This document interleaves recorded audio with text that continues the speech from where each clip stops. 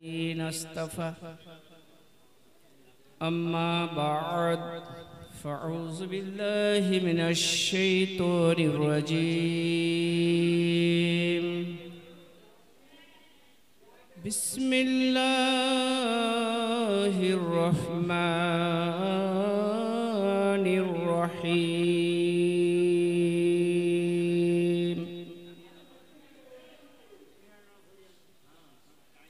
يا أيها الذين آمنوا اتقوا الله وكونوا مع الصادقين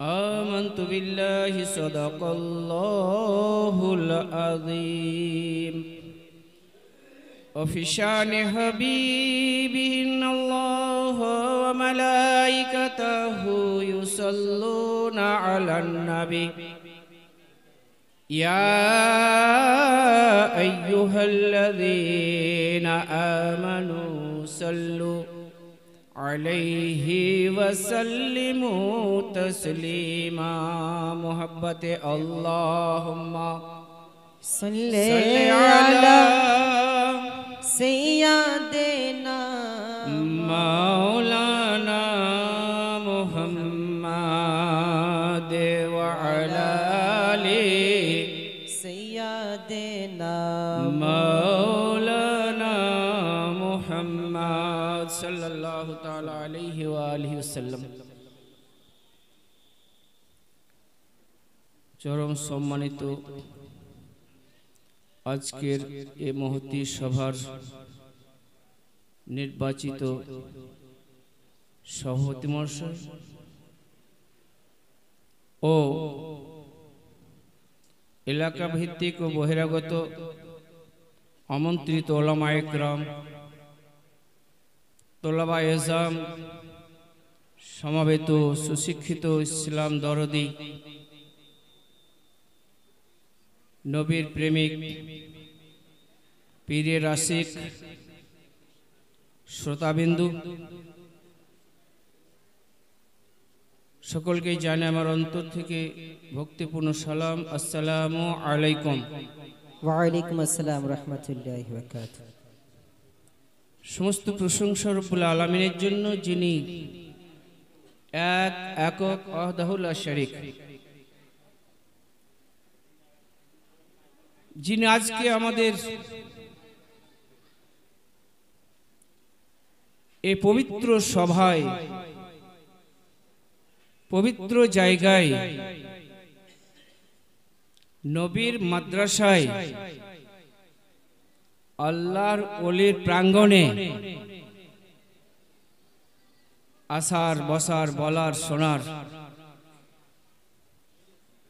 তৌফিক দিয়েছেন, সুযোগ দিয়েছেন। আসুন সেই মহান আল্লাহর একবার শুকরিয়া আদায় করি, মোহব্বতে বলুন আলহামদুলিল্লাহ।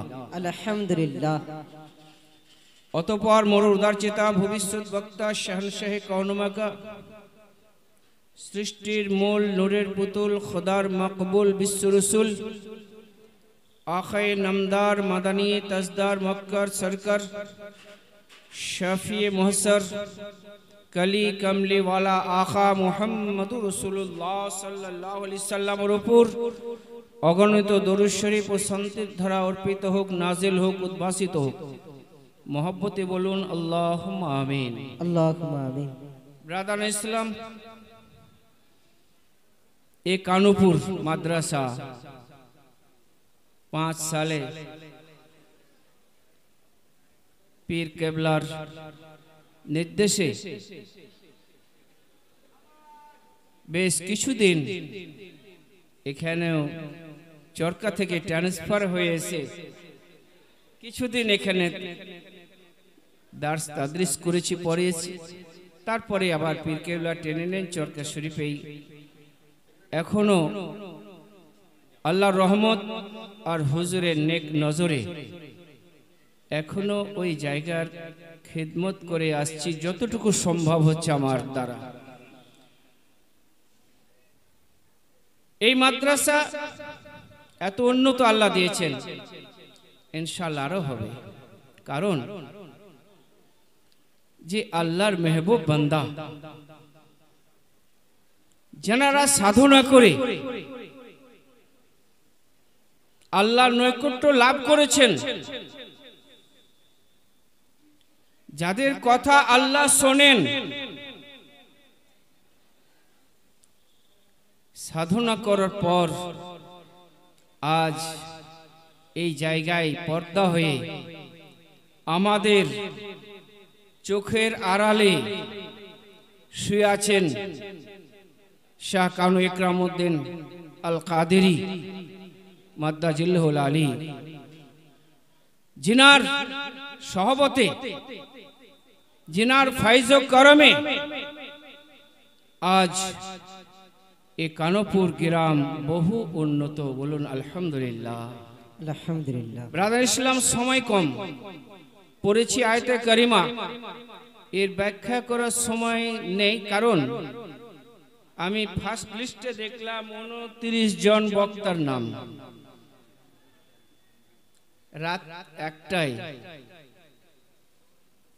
তারপরেও অনেক তালেবে ইলম তিনারাও নাত মানকাবাত গজল পড়েছেন, সময় লেগেছে। হযরত বললেন 10 থেকে 15 মিনিট কিছু বলেন। যাই হোক, কেবল আপনাদের সামনে দাঁড়িয়েছি যে আমি এসেছি চরকা শরীফ থেকে, এছাড়া আর কি বলবো, সময় কোথায়। যাই হোক, রব্বে কায়নাত ঘোষণা করলেন মুমিনদেরকে, ইয়া আইয়ুহাল্লাযীনা আমানুত্তাকুল্লাহ, হে ঈমানদারেরা, মুমিনেরা,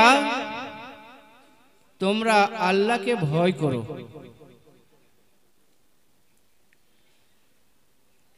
আল্লাহকে ভয় করো। আল্লাহর হুকুমের অবাধ্য চললে যে শাস্তি নির্ধারিত আছে, সেই শাস্তিকে ভয় করো। ইয়ানি ইত্তাকু আযাবাল্লাহি শাদীদ, সখত আযাব, কষ্টকে ভয় করো। আজ আমরা কতটা ভীতি রেখেছি। হাজার হাজার মানুষ মেন রোড থেকে, অর্থাৎ বাইপাস রোড থেকে শুরু করে পুরো গ্রাম, এত মানুষ রাস্তা পাস করা যায় না। হযরত বলছিলেন আমরা মেলায় ঘুরছি, কতটা ভয় করি। আমরা হাটে বাজারে ঘুরছি, কতটা ভয় করি। যে উদ্দেশ্যে এসেছি, যদি বাস্তব আমাদের ভয় বাস্তবে থাকে, অবশ্যই আমরা রাস্তায় না ঘুরে, মেলায় না ঘুরে, ঠেলা না খেয়ে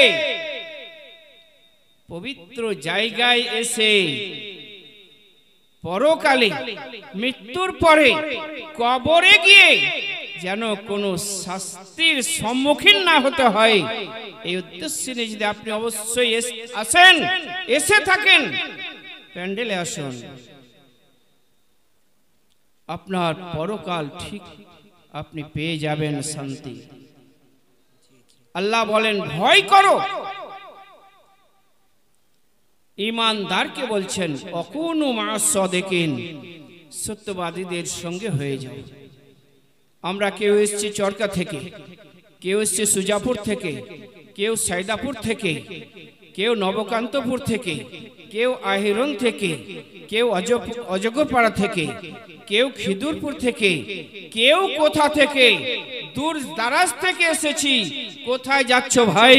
না তো আজকে কানপুরে উরুস আছে, বড় জালসা আছে, বহু উলামায়ে কেরামের দাওয়াত আছে, বক্তব্য শুনবো। আর যেমন কানপুরে আমরা ঢুকে গেলাম, তখন আর এদিককার নেশা আর নেই, কেটে গিয়ে আমরা ফ্যাশনে লিপ্ত হয়ে গেলাম। বলুন কি হবে? তাহলে আমরা আমাদেরকে যখন বুঝতে পারছি না, তাহলে আমরা আর কাকে বুঝবো? রবকে কি করে চিনবো? রসুলকে কি করে চিনবো? আল্লাহর ওলিকে কি করে চিনবো? সত্যবাদীদের সাথী হওয়ার জন্য আসছি, কিন্তু আসার পরে ওই জায়গায় পৌঁছাতেই পারছি না। যারা দাঁড়িয়ে আছেন, দাঁড়িয়ে না থেকে ভিতরে জায়গা আছে বসার, মেহেরবানি করে আপনারা এসে বসে যান। আপনাদের কল্যাণ, আপনাদের মঙ্গল। তাহলে আমরা শুনি অনেক, আজকাল বক্তাদের বক্তব্য যা হবে টিভির মাধ্যমে, মোবাইলের মাধ্যমে আমরা শুনেই বসে আছি। মুফতির ফতোয়ার আগে আমরাই ফতোয়া দিতে শিখেছি। চায়ের দোকানে ফতোয়া, মুদিখানের দোকানে ফতোয়া, আলেম বসে আছে, আমি আগেই বলতে শুরু করে দিয়েছি। তাহলে আমরা কি শিক্ষা গ্রহণ করলাম, কি শিক্ষা নিলাম? যদি ওলির দরবারে এসে একটু ফায়েজ নিতে না পারি, তাহলে আমি কি করতে এলাম? আমি বাজার করতে গিয়ে যদি বাড়ির জন্য আনুষঙ্গিক কিছু বাজারই না করি, তো আমি এলাম কেন? বাড়িতে গেলেই তো আমাকে তাড়া করবে যে তুমি পয়সা নিয়ে বাজার গেলে, এটা আনবো ওটা আনবো, সবজি কিনবো, মাছ কিনবো, মাংস কিনবো, কই কিছুই তো নাই, দেখছি ফাঁকা। আমার আল্লাহ যখন জিজ্ঞেস করবেন, হে মানুষেরা, তোমরা গেছিলে শাহ কানু ইকরামুল আলাইহির রহমত দরবারে ফায়েজ নিতে গিয়ে ফায়েজের জায়গায় পৌঁছাতে পারোনি, আনতে পারোনি, ঝুলিতে নিতে পারোনি। কি নিয়েছো? মেলার মিষ্টি নিয়েছো, মেলায় ঘুরেছো, কি পেয়েছো? তাহলে नहीं छोड़ेंगे, नहीं छोड़ेंगे। अल्लाह आज देखो या रसूलुल्लाह। आज सुदूर काटरा शरीफ यूपी शाहजहानपुर থেকে পীর ও মুর্শিদ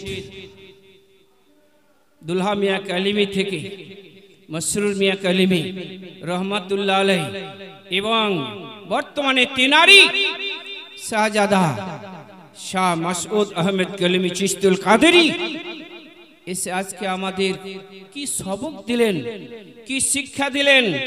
এই শিক্ষাটা আমরা যতক্ষণ শুনছি, হ্যাঁ হুজুর হুজুর, আর যেমন হুজুর সীমানা পার, তখন খাও খেজুর আর ঘুরো। এই না, সত্যবাদীদের সঙ্গী এইভাবে হন যেন ওনার দামান আমরা কখনো ছেড়ে না দিই, ওনার কথার অনুযায়ী যেন আমরা চলি, ওনার আদেশ মোতাবেক যেন আমরা চলি।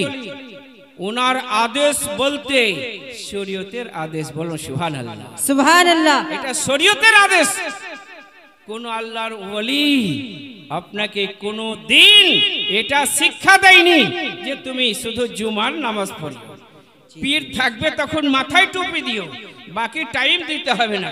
কোন পীর সাহেব বলেছেন? ওপরে পীর পীর করে মানলে হবে না, অন্তর থেকে যদি আপনি আল্লাহর ওলির সাথী হতে পারেন, অবশ্যই আপনার ইহকাল পরকাল উভয় কালটাই মঙ্গল হবে। জোরে বলুন সুবহানাল্লাহ, সুবহানাল্লাহ। ওয়া মা আলাইনা ইল্লাল বালাগ। আসসালামু আলাইকুম ওয়া রাহমাতুল্লাহি ওয়া বারাকাতুহু। সামান্য সময়